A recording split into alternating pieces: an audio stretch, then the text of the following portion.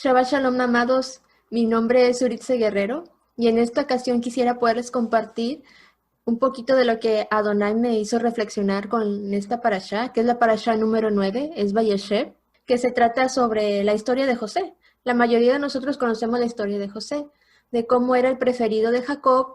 Fue la razón por la que sus hermanos le tenían envidia y lo llegaron a vender como esclavo y estuvo en Egipto como esclavo. Entonces quisiera que pudiéramos empezar a leer Génesis 39 del 1 al 5. Cuando José fue llevado a Egipto, los ismaelitas que lo habían trasladado allá lo vendieron a Potifar, un egipcio que era funcionario del faraón y capitán de su guardia. Ahora bien, el Señor estaba con José y las cosas le salían muy bien. Mientras José vivía en la casa de su patrón egipcio, éste se dio cuenta de que Adonai estaba con él y lo hacía prosperar en todo. José se ganó la confianza de Potifar y éste lo nombró mayordomo de toda la casa y le confió la administración de todos sus bienes. Por causa de José, el Adón bendijo la casa del egipcio Potifar, a partir del momento en que puso a José a cargo de su casa y de todos sus bienes. La bendición del Adón se extendió sobre todo lo que tenía el egipcio, tanto en la casa como en el campo. Lo que me hizo reflexionar un poquito mientras leía este pasaje es sobre cómo es que José era bendecido en el lugar en el que estaba y en la situación en la que se encontraba.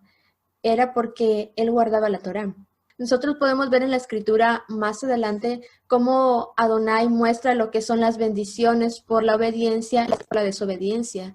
Entonces, esto me hace a mí concluir en que José estaba guardando la Torá, aun que en el tiempo de él todavía no estaban los mandamientos por escritos, ellos tenían la Torá guardada en su corazón y los hacía cumplirla. Era como si estuviera Adonai con ellos y lo escucharan audiblemente hablarles a su corazón y los dirigía a poder guardar la Torá.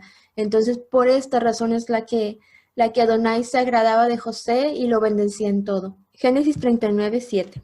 Después de algún tiempo, la esposa de su patrón empezó a echarle el ojo y le propuso acuéstate conmigo. Pero José no quiso saber nada, sino que le contestó, mire señora, mi patrón ya no tiene que preocuparse de nada en la casa, porque todo me lo ha confiado a mí. En esta casa no hay nadie más importante que yo. Mi patrón no me ha negado nada, excepto meterme con usted, que es su esposa. ¿Cómo podría yo cometer tal maldad y pecar así contra Elohim? Y por más que ella lo acosaba día tras día para que se acostara con ella y le hiciera compañía, José se mantuvo firme en su rechazo. Un día, en un momento en que todo el personal de servicio se encontraba ausente, José entró en la casa para cumplir con sus responsabilidades. Entonces la mujer de Potifar lo agarró del manto y le rogó, acuéstate conmigo. Pero José, dejando el manto en las manos de ella, salió corriendo de la casa. Al ver ella que él había dejado el manto en sus manos y había salido corriendo, llamó a los siervos de la casa y les dijo, miren, el hebreo que nos trajo mi esposo solo ha venido a burlarse de nosotros. Entró a la casa con la intención de acostarse conmigo, pero yo grité con todas mis fuerzas. En cuanto me oyó gritar, salió corriendo y dejó su manto a mi lado. La mujer guardó el manto de José hasta que su marido volvió a su casa. Entonces le contó la misma historia. El esclavo hebreo que nos trajiste quiso aprovecharse de mí, pero en cuanto grité con todas mis fuerzas, salió corriendo y dejó su manto a mi lado. Cuando el patrón de José escuchó de labios de su mujer cómo lo había tratado el esclavo, se enfureció y mandó que echaran a José en la cárcel donde estaban los presos del rey, pero aún en la cárcel Adonai estaba con él. Y no dejó de mostrarle su amor, hizo que se ganara la confianza del guardia de la cárcel, el cual puso a José a cargo de todos los prisioneros y de todo lo que allí se hacía. Como Adonai estaba con José y hacía prosperar todo lo que él hacía, el guardia de la cárcel no se preocupaba de nada de lo que dejaba en sus manos. Nos damos cuenta de cómo es que José era bendecido y aún en medio de la tentación y aún en medio de las dificultades, él se mantenía firme y queriendo ser obediente y agradar al Eterno. La mayoría de nosotros leemos la historia de José y nos damos cuenta y decimos, era muy obediente, él aguantó todo lo que pasó y fue bendecido y todas esas cosas, pero a veces se nos va un poquito de lado también el saber que era un joven que tenía 17 años, el cual yo creo que ahorita en estos tiempos si a un joven le pasan estas cosas, sería así como que, ¿por qué a mí? ¿Por qué me sucede esto? Mis papás ya no me quieren. y todas esas cosas, pero vemos el ejemplo de José, que siendo un joven, él tenía a Adonai en su corazón, él tenía ese deseo de poder agradarle en todo, de saber que, que si no tenía a sus padres, tenía la dirección del Eterno, tenía la dirección de Adonai con él. En este momento te estoy hablando a ti, joven, que sí es importante que sepamos que no nos sintamos como que, ay, se nos viene el mundo encima. Cuando sabemos que tenemos el Eterno, todo lo podemos con Él, dice la palabra. Y ahora quisiera poder hacerle una pregunta a los padres. ¿Estamos seguros de que nuestros hijos, a pesar de las situaciones, de las compañías y de las tentaciones, son capaces de guardar los mandamientos del Eterno? ¿Estamos tan seguros de eso? Es una pregunta que solamente usted se puede contestar y analizar, y es solamente usted que conoce a sus hijos puede saber sus debilidades, sus puntos fuertes, qué es lo que le estamos enseñando a nuestros hijos para ese tiempo en que ellos son lanzados al mundo, que puedan ser fuertes y agradar a Elohim. Sin duda, como padres tenemos una enorme responsabilidad. Es un enorme cargo el que nos dejó Adonai a nosotros.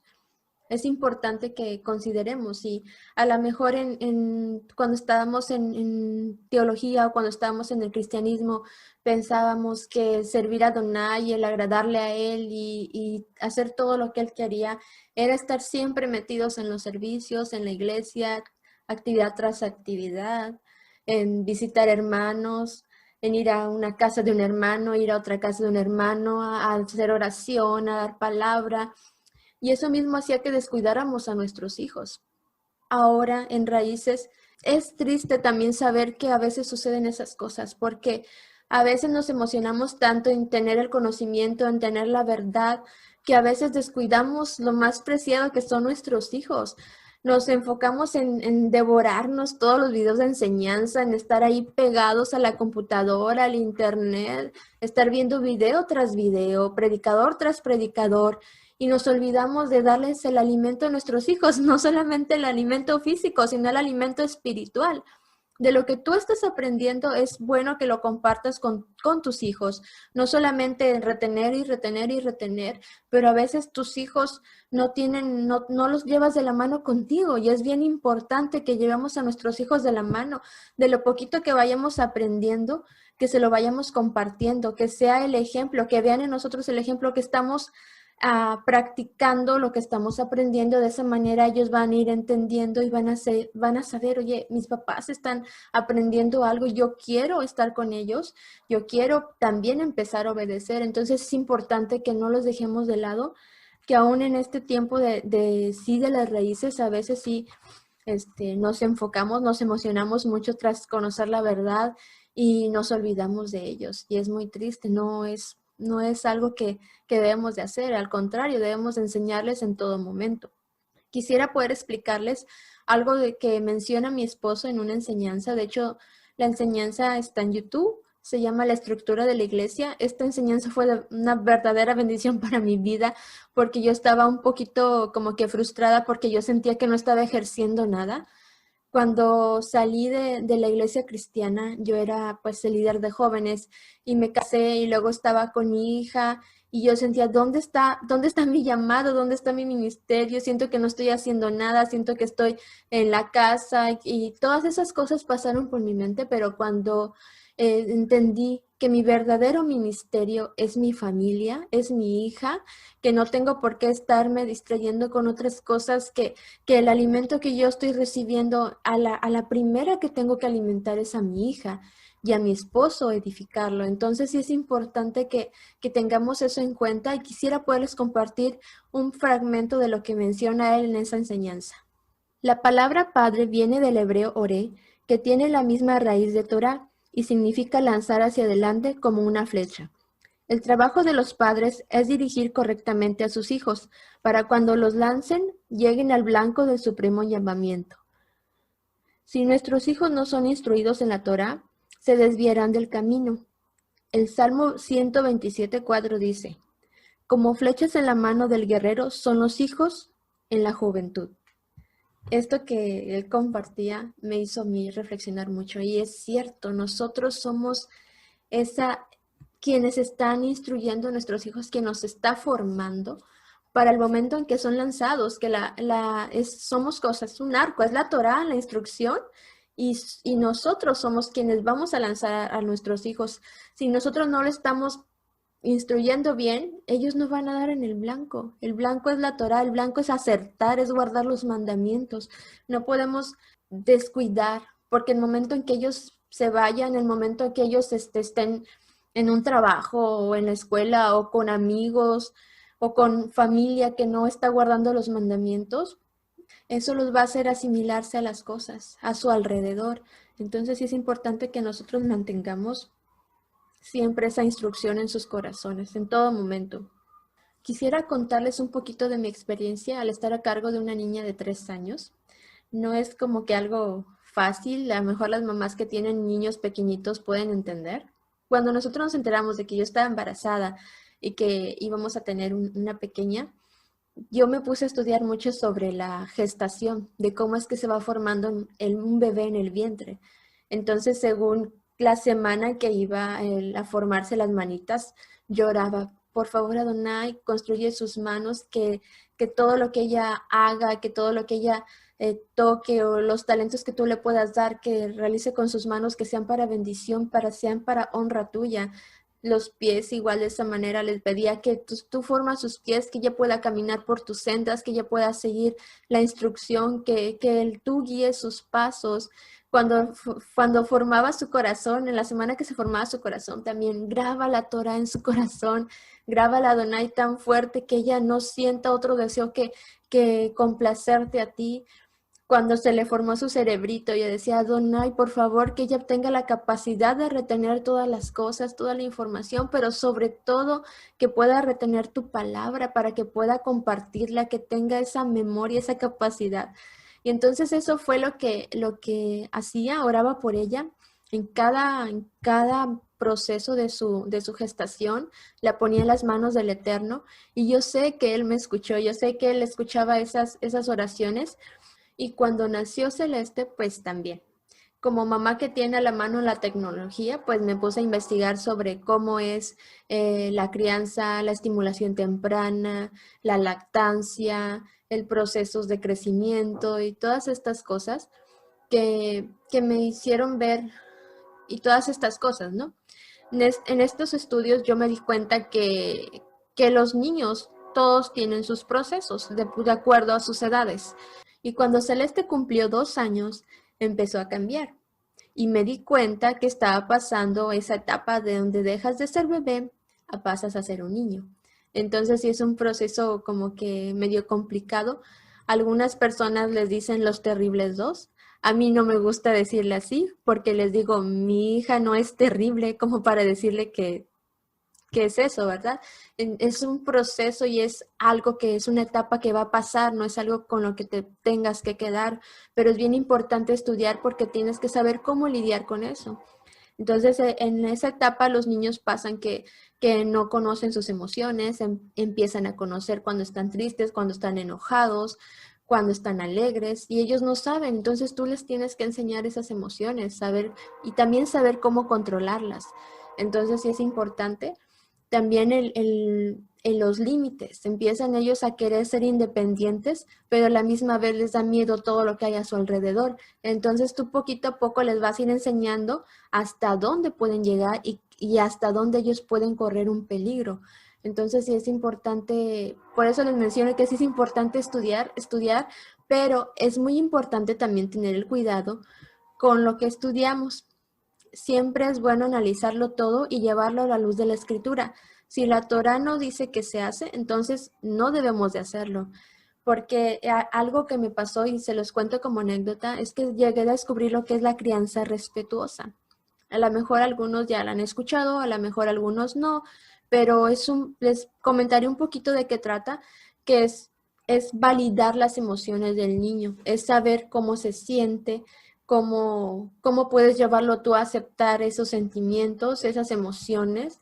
A veces dicen en esta crianza que no es bueno ponerle límites, que a veces los niños si les pones límites, eso es lo que van a querer hacer y entonces es como que llevar una psicología inversa, Pero algo que me llamó mucho la atención con respecto a esta crianza, que a pesar de que no es mala en todo, hay unas cosas que sí tenemos que tener cuidado.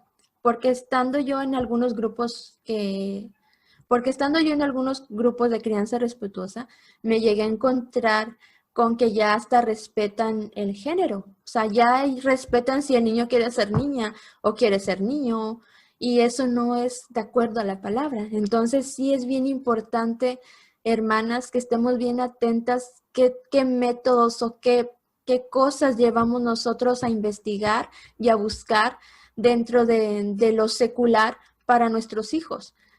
Es bueno que aprendamos, es bueno que conozcamos, es bueno que analicemos, es bueno que estemos atentas del comportamiento de nuestros hijos y que los validemos, pero si eso no se apega a la escritura, tengamos muchísimo cuidado, porque si no tenemos la dirección del Ruach para descubrir las cosas que le agradan al Eterno y cuáles no, y qué métodos aplicar con nuestros hijos, podemos llegar a confundirnos y aplicar métodos de este mundo con un fin de llevar a nuestros hijos a sentirse dioses.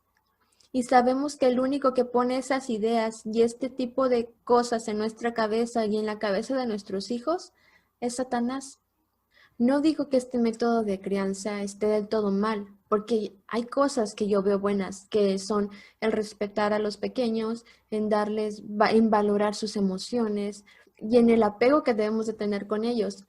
Pero es bien importante que estemos siempre alertas de cualquier cosa que estemos tratando de aplicar con nuestros hijos, siempre llevemos la escritura, y si la escritura no está, no lo hagamos. Como consejo puedo darles que cualquier cosa que esté fuera de la Torá, no la apliquemos, que mejor conozcamos a Elohim, conozcamos al Eterno, conozcamos su rol de padre con nosotros. El mejor método de crianza que podemos utilizar es el que utiliza nuestro Abba con nosotros. Cómo nos está guiando, cómo nos está educando, es el mismo método que debemos de aplicar con nuestros hijos. No hay otro. Hay bendición, hay maldición. Si obedeces, tienes bendiciones. Si desobedeces, hay consecuencias. Y entonces es importante que también pongamos límites, que pongamos la Torá en los corazones de ellos, que se la estemos diciendo, porque de esa manera cuando ellos se vayan al mundo, que tengamos que lanzarlos al exterior, tengamos la certeza y la convicción en nuestro corazón que nuestros hijos van a guardar el mandamiento y van a obedecer el Eterno, y sobre todo van a poder escuchar la voz de su Creador. Y como último, un consejo para los jóvenes. Ustedes ven la fortuna que tuvo José, que a pesar de las circunstancias fue bendecido, y ya lo vimos anteriormente, que fue a causa de que guardaba el mandamiento, que era obediente, que guardaba la Torá y la instrucción. Entonces, sean sabios, sean como José. Shalom. ¿A dónde huiría de tu amor? ¿En dónde me escondo de tu corazón? Si a los cielos subiera o el mar me cubriera, ahí estarás. Si al Seol yo bajara y en la muerte habitara, tú no te irás. ¿Cómo no extrañarte si en todo estás? Si intento alejarte, conmigo vas. Si en lo oscuro me hallara y la penumbra rodeara, me brillarás. La noche se hará día y tu luz resplandecerá. Si tomando las alas del alba volará al extremo del mar, al ocaso vendría porque tú eres mi guía y en tu diestra está mi hogar. Me conoces dormido y despierto y tu mano está sobre mí. Aún no digo palabras y tú escuchas mi alma y yo no puedo vivir sin ti.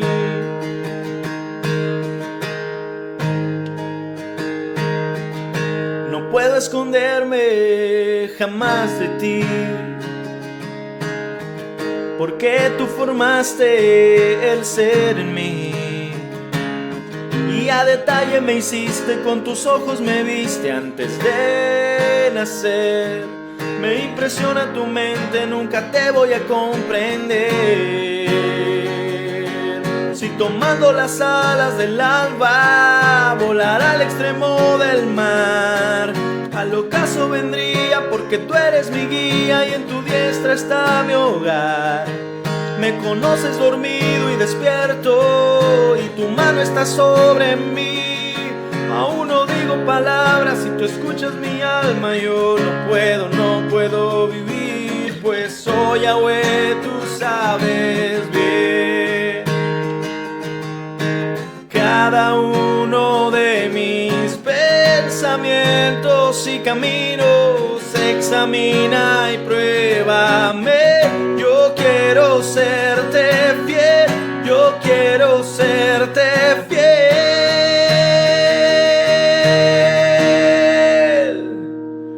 Si tomando las alas del alba volara al extremo del mar, al ocaso vendría porque tú eres mi guía y en tu diestra está mi hogar. Me conoces dormido y despierto y tu mano está sobre mí. Aún no digo palabras y tú escuchas mi alma. Yo tomando las alas del alba volará al extremo del mar, al ocaso vendría porque tú eres mi guía y en tu diestra está mi hogar. Me conoces dormido y despierto y tu mano está sobre mí. Aún no digo palabras y tú escuchas mi alma. Yo no puedo vivir sin ti.